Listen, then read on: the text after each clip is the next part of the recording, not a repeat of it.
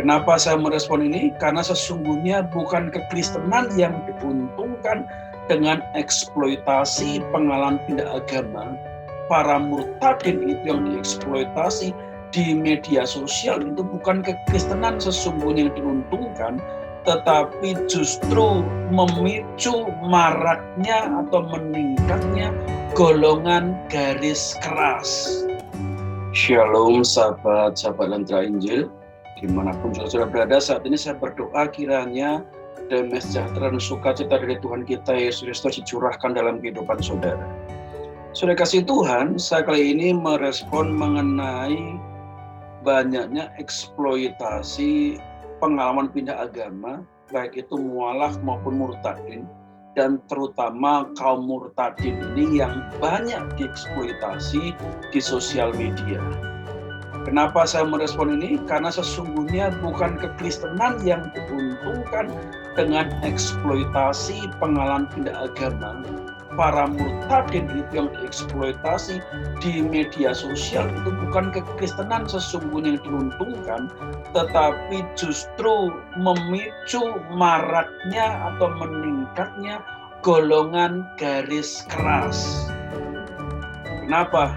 Karena eksploitasi pengalaman pindah agama itu justru menimbulkan banyaknya kebencian. Dan kebencian itu merupakan bahan bakar untuk radikalisme dan terorisme.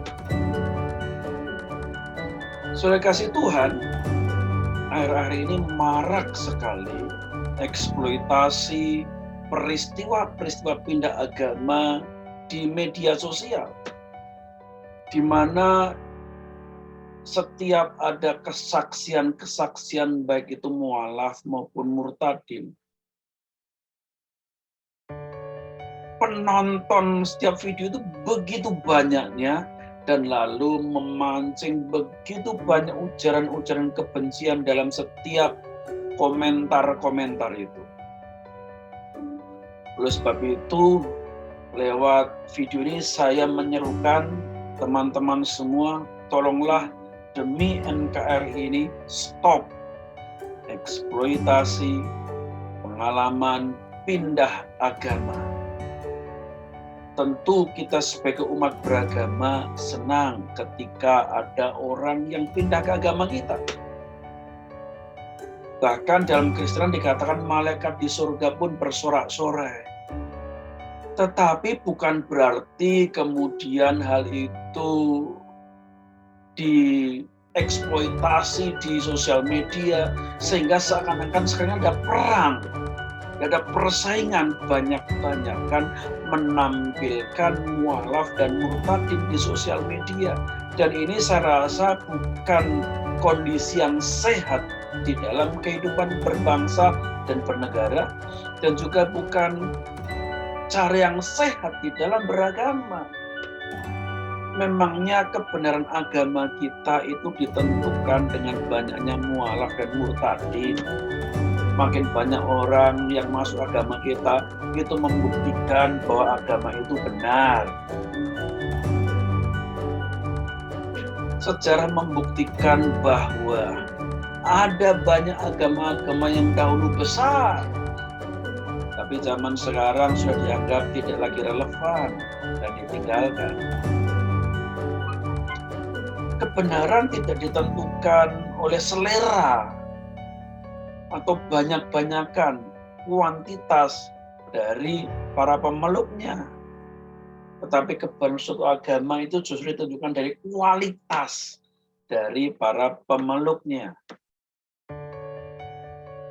Saudara, saya mau katakan yang pertama alasan saya kenapa kita harus stop eksploitasi murtadin, mualaf di Indonesia.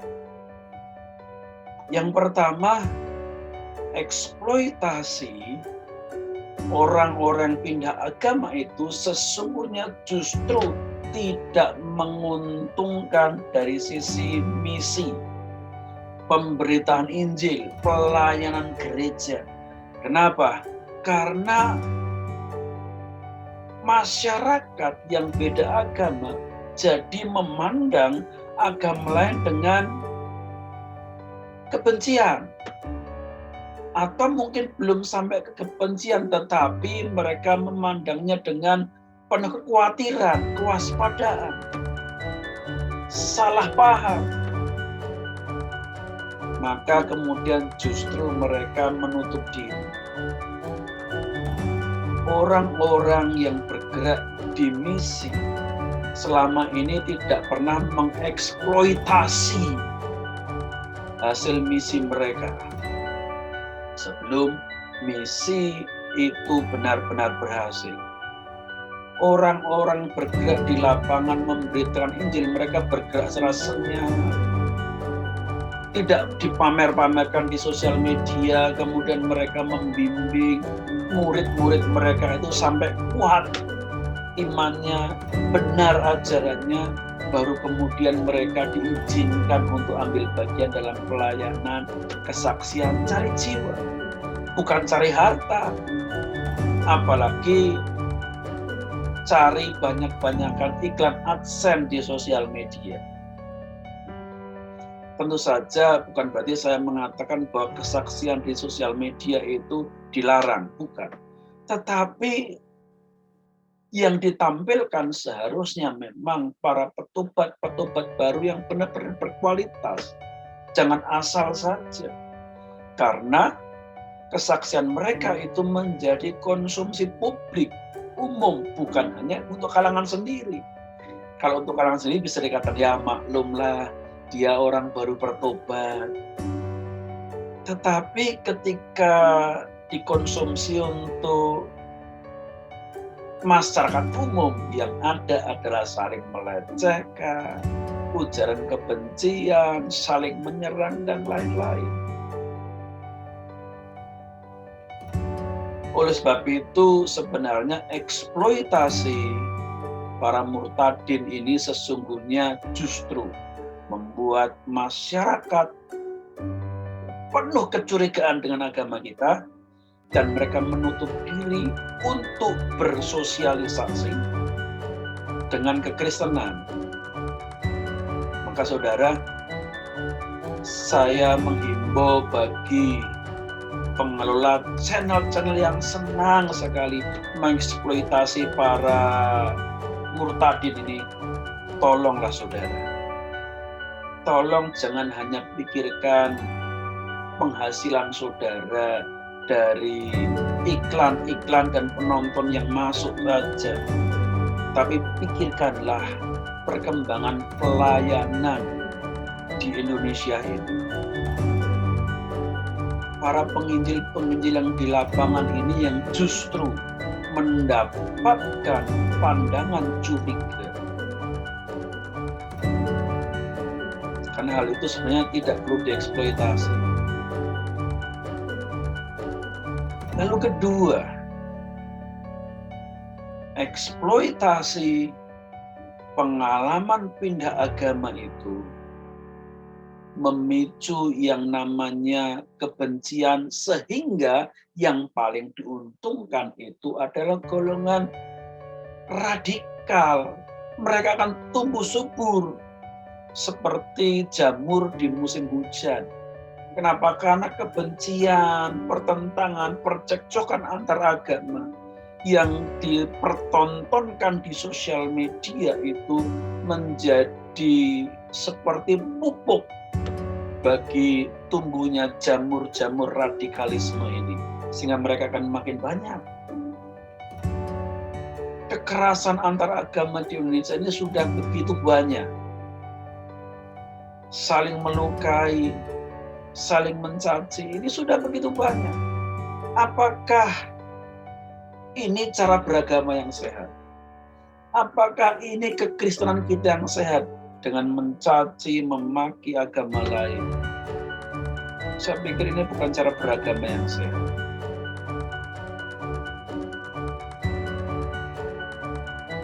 Lalu yang ketiga, seringkali eksploitasi di sosial media ini, para pengelola channel itu tidak sungguh selektif di dalam memilih orang-orang yang mau bersaksi. Tidak selektif, hanya yang penting bisa tampil. Kadang kita nggak tahu kerohaniannya seperti apa sesungguhnya. Benar nggak informasi yang dia sampaikan? Seringkali para pelajar ini hanya yang penting ada tayangan. Kenapa saya katakan demikian? Karena nyatanya tidak pernah difilter dengan benar, disortir dengan baik, diteliti benarkah kesaksiannya itu kesaksian yang benar. Dan anehnya umat kok yang mendukung saja. Masyarakat beragama kok mendukung kebohongan kesaksian seperti ini. Mereka senang, merasa bertumbuh imannya dengan kesaksian-kesaksian yang bohong ini. Saya rasa orang bertumbuh imannya dari kesaksian-kesaksian yang bohong ini adalah iman yang sakit. Iman yang sakit karena merasa bertumbuh dengan kesaksian-kesaksian yang bohong. Merasa tidak perlu mengetahui kebenaran di balik kesaksian itu. Yang penting saya senang, yang penting saya bisa berkata haleluya, puji Tuhan. Tapi benarkah saudara cinta akan jiwa-jiwa? Benarkah saudara begitu merasa peduli apakah Yesus dipermuliakan dalam kesaksian itu? Benarkah saudara peduli bahwa nama Yesus yang ditinggikan dan Yesus tersenyum dengan kesaksian-kesaksian itu? Atau justru dia bersedih karena kebohongan di dalam mimbar kesaksian? Maka dari itu para pemilik channel-channel yang senang mempertontonkan kesaksian, saya mau katakan saudara ikut menanggung dosanya. Karena saudara yang memfasilitasi ketika kesaksian-kesaksian itu bohong dan saudaralah yang menyebarluaskan kebohongan itu. Dan saya percaya Tuhan tidak dipermuliakan dan Tuhan tidak senang dengan cara-cara seperti ini. Dengan kesaksian-kesaksian yang penuh kebohongan. Saya sering diserang ketika menuntut supaya kesaksian itu yang bermoral, yang beradab, yang jujur, yang berintegritas. Ketika saya mengungkapkan ada seorang mengaku habaib, saya mengungkapkan kebohongannya. Sebelum dia mengaku habaib itu di dunia Islam sebenarnya sudah heboh dulu karena dia mengaku sebagai pendeta, keluarga pendeta, yang kemudian dia menjadi mualaf.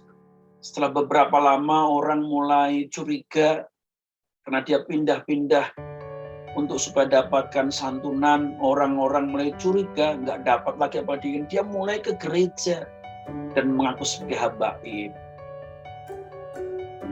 Wah, orang senang.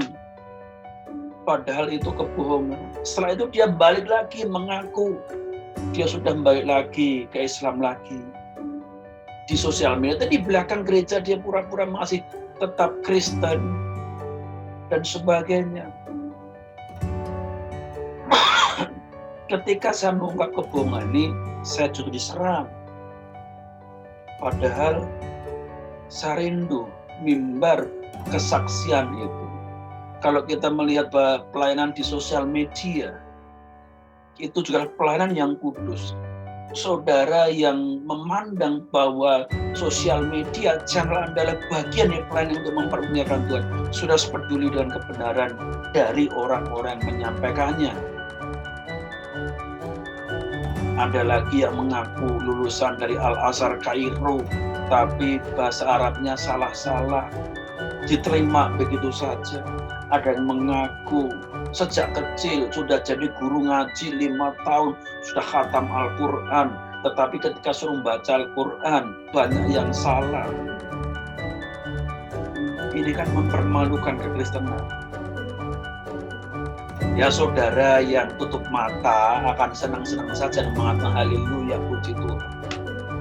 Tetapi bagi kami yang terjun dalam pelayanan di lapangan, bergaul dengan orang-orang beragama lain, bahkan tokoh-tokoh agama lain, berdiskusi di sana, semua itu menjadi lelucon dan bahan ejekan belaka, sehingga justru kesaksian-kesaksian yang sungguh-sungguh pun juga dilakukan gara-gara channel-channel yang tidak bertanggung jawab,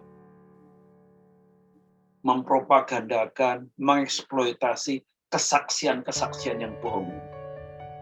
Justru akhirnya kesaksian yang benar pun diragukan kebenarannya. Maka bertobatlah saudara, baik saudara yang sering bersaksi bohong di sosial media, maupun juga saudara pemilik channel-channel yang memberi fasilitas untuk kebohongan mereka, yang tidak sudah teliti kebenarannya, sudah tidak terlalu peduli dengan isi, konten yang dibawakannya, hanya yang penting bisa tampil, saudara berdosa. Karena saudara melayani dengan kebohongan. Saudara mempersembahkan api asing di hadapan Tuhan. Mari kita terus berdoa agar negeri kita ini dijauhkan dari perpecahan dan kehancuran.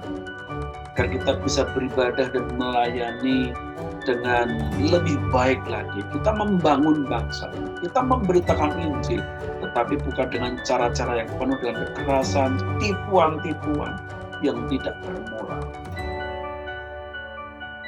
Kiranya Tuhan Yesus memberkati saudara semua. Shalom Aleichem. Haleluya.